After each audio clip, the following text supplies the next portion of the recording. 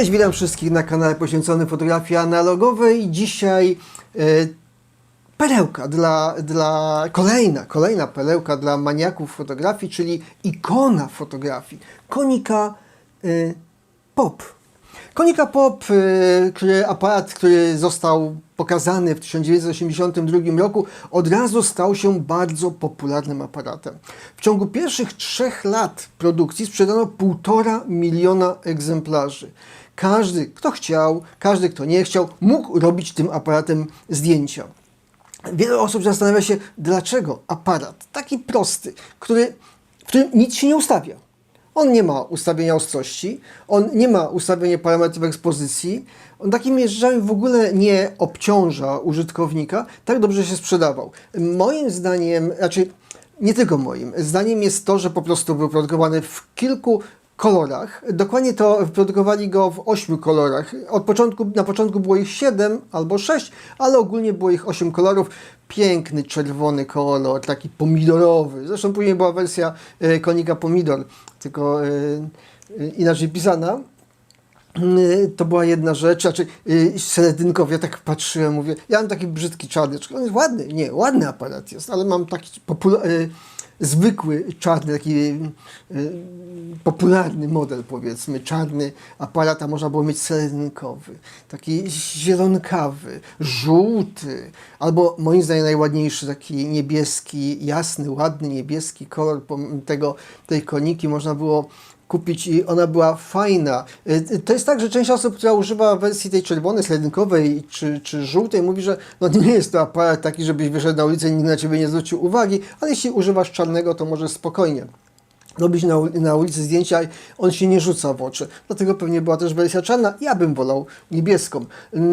Moim zdaniem sukcesem tego aparatu, oprócz tego, że prosta obsługa. Ponieważ nic nie musisz zrobić. Tu jest guzik, przycisk do naciśnięcia i robisz zdjęcie. Jak naciągnie się i zrobione zdjęcie jest. I koniec. Nie ma jakiejś opcji, że trzeba coś poustawiać. Ostrość ustawić. Ostrość. O czym wy ludzie mówicie? Nie w tych aparatach, to jest fix focus, czyli ustawiona ostrość na stałe. Ale to, co jego moim zdaniem przyciągało, to jest napis na obiektywie Hexanon.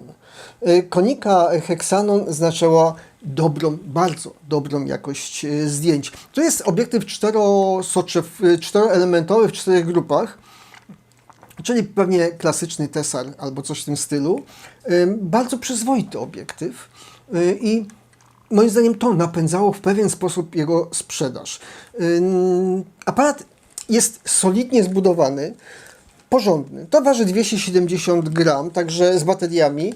Zasilanie jest na 2 paluszki, aczkolwiek migawka jest mechaniczna. On ma czujnik światła, ale aparat wyróżnia się tym, że ma to może parametry techniczne bym opowiedział. Obiektyw 36 mm ze światłem minimalnym 4.0.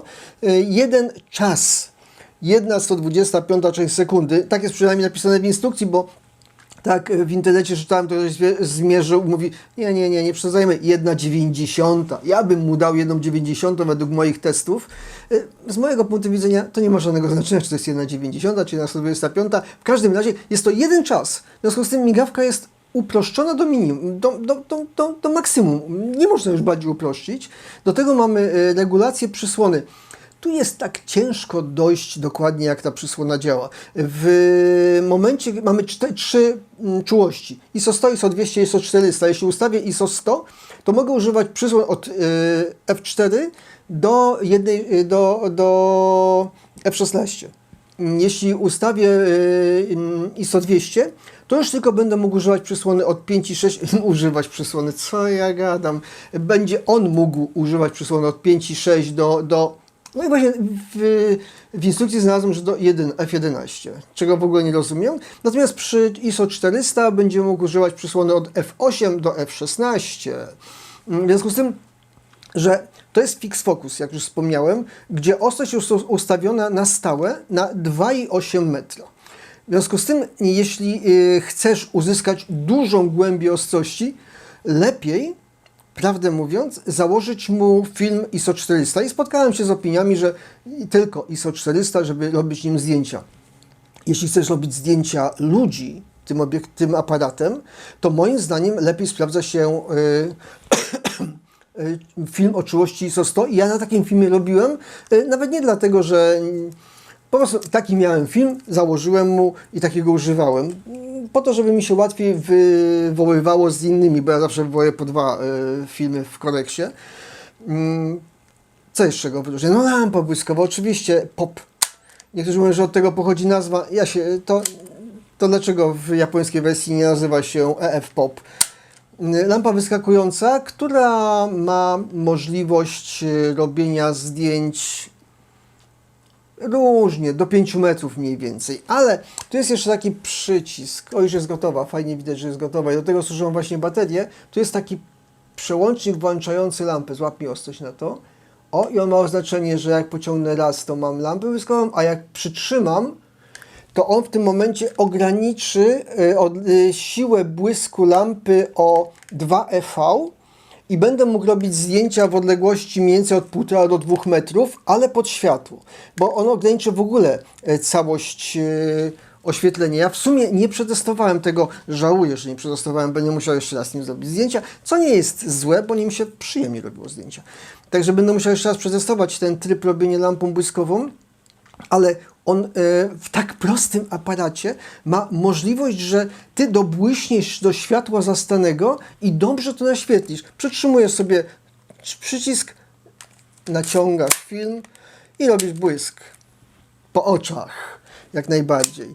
Do tego służą 2 paluszki, które są w środku. One zasilają lampę błyskową. Zasilają prawdopodobnie układ CDS, bo tam jest taki do pomiaru światła. Natomiast sama migawka jest mechaniczna. Niektórzy mówią, że bez lampy błyskowej też robi zdjęcie, ale moim zdaniem wtedy na pełnym otwarciu przysłony.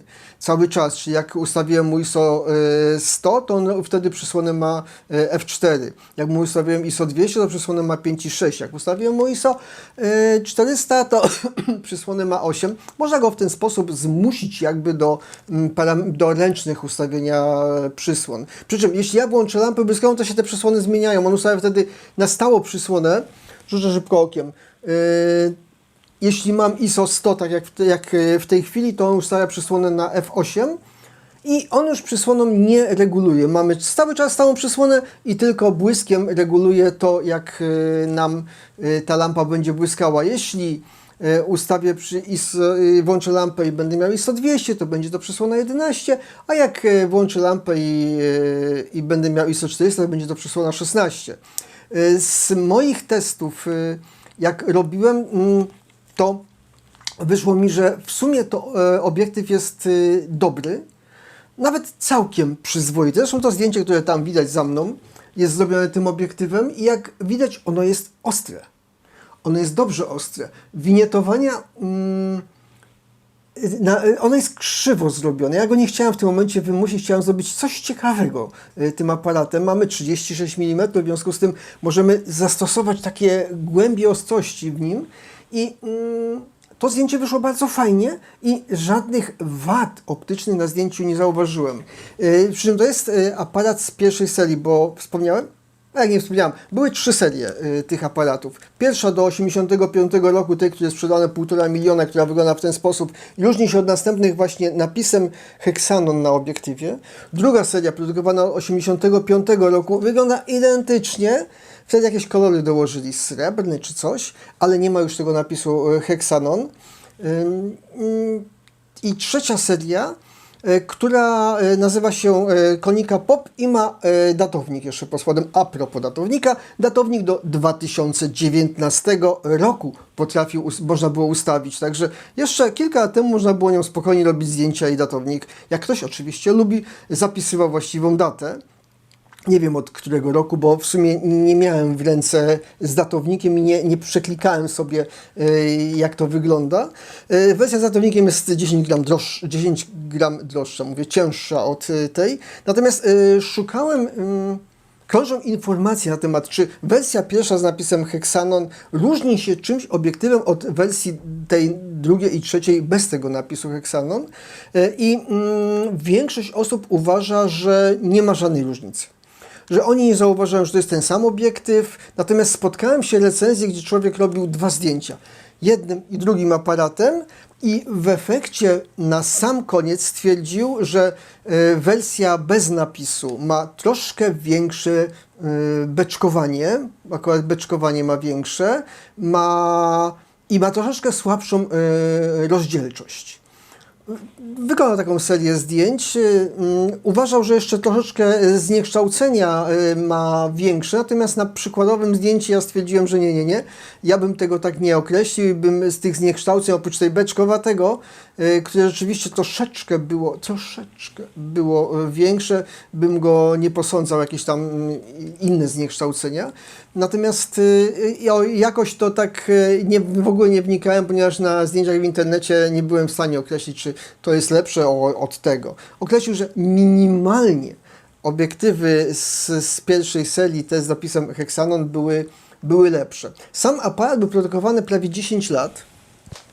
Patrzę, czy ja wszystko wymieniłem, co można było wymienić w nim. Dwie baterie i tak dalej. W roku 1985 powstał jego następca, czyli POP 10. Znaczy, w ogóle ten aparat otworzył całą serię Konik POP, ponieważ sprzedał się świetnie, więc później na tej fali szli dalej. W 1985 roku był Konika POP 10, która w sumie nie różniła się oprócz wyglądu, który był... Nie wiem, czy ładniejszy, bo ten aparat jest ładny. Ładny jest ten aparat. Także był inny troszeczkę wygląd, natomiast obiektyw był ten sam i w sumie właściwości były te same. W 1985 roku też powstała wersja Konika Pop Autofocus, która jest już brzydsza moim zdaniem, natomiast posiada autofokus. Nie testowałem, a w sumie też mało czytałem na temat jego, czy to poprawiło mu jakość zdjęć.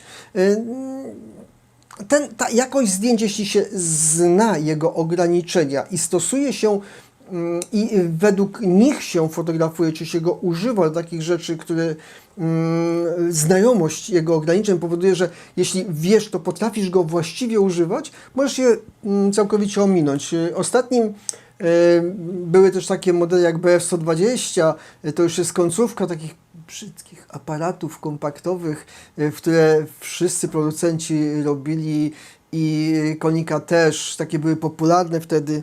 Cześć Zoreczka. Cześć Zoreczka, pokaż się do kamery. Tak, Zoreczka przyszła zobaczyć, o czym dzisiaj będzie. O tym aparacie będzie, o tym, tym. Widzisz?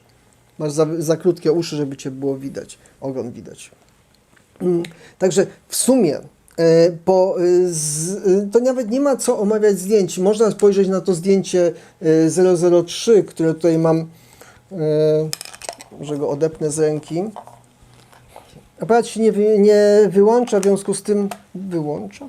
W związku z tym trzeba dekielek mu założyć. Dekielek jest fajnie na żyłce przypięty i tak powinno być oryginalnie. Nie mam do niego pokrowca, ale jeśli spojrzymy na to zdjęcie 003 u mnie, czyli trzecie, widać, że on zachowuje dużą głębiostrość. Trzeba pamiętać, że w momencie, kiedy ja robiłem tam w ciemnym, to on prawdopodobnie ma dosyć mocno, przy ISO 100, ma dosyć mocno otwartą przysłonę, czyli możliwe, że było to robione na 4, bo tak jak to zdjęcie to było robione prawdopodobnie na dużo większej przysłonie, przez co jest większa ostrość. Jeśli chcesz mieć większą ostrość, to od razu możesz mu zastosować wyższą czułość filmu, albo po prostu go oszukać i zrobić zdjęcia na wyższej czułości filmu, a później crossować, czyli wywoływać go inaczej negatyw i możesz też uzyskać większą głębię ostrości.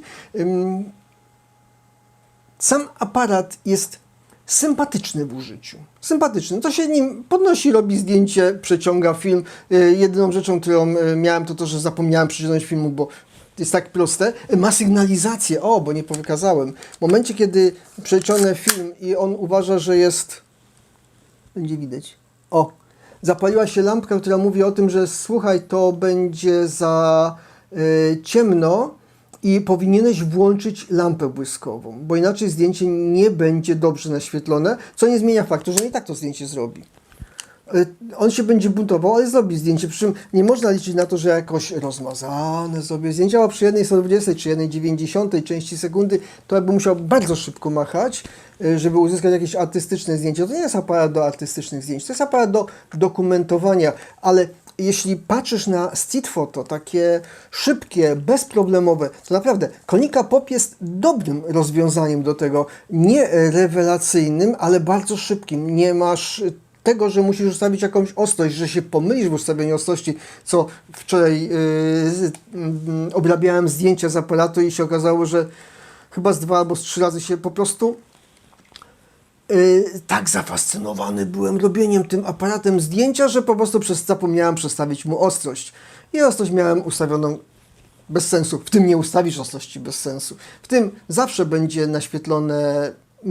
Instrukcja mówi, że od 1,5 metra do nieskończoności. Mniej więcej on naświetla wszystko dobrze, natomiast punkt ustawienia ostrości to jest 2,8 metra i tam jest ustawiona ostrość, czyli jeśli na przykład chcesz zrobić ludzi, to ustawia ich na 2 metry i wtedy będziesz wiedział, że masz ich w punkcie ostrości. Jak podejdziesz bliżej, bo oglądam takie zdjęcie, ktoś tam mówił, ale on jest do niczego, no tak, ale jak podszedł bliżej na metr, to nie mógł zrobić dobrego zdjęcia, ponieważ tło wyszło mu ładne, a osoby z przodu nieostre i to nie można winić aparatu za swoje błędy fotograficzne. Także osobiście polecam. Konica Pop jako ikona fotografii, zwłaszcza czerwona albo niebieska, najładniejsza, ale czerwona jest naprawdę fajnym aparatem po to, żeby z nim wyjść, pokazać się, porobić zdjęcia i mieć pewność, że w dobrych warunkach będziesz miał dobre zdjęcia. A z lampą błyskową podobno też robi całkiem dobre zdjęcia, chociaż nie przetestowałem tego, także zachęcam, polecam. Konica Pop naprawdę dobry aparat, jak zresztą wszystkie koniki, prawdę mówiąc. Jak widać, tam stoi Konica T3, wróciła niedawno z serwisu. Dzięki Krzysztofowi, dzięki Krzysztof, że mi ją z serwisu przywiozłeś. I ja uważam, że koniki to w ogóle są dobre aparaty. Zresztą nie, źle mówię. Ja uważam, że wszystkie aparaty analogowe są dobre. Rzadko się zdarza jakiś słaby. Dziękuję Ci za uwagę.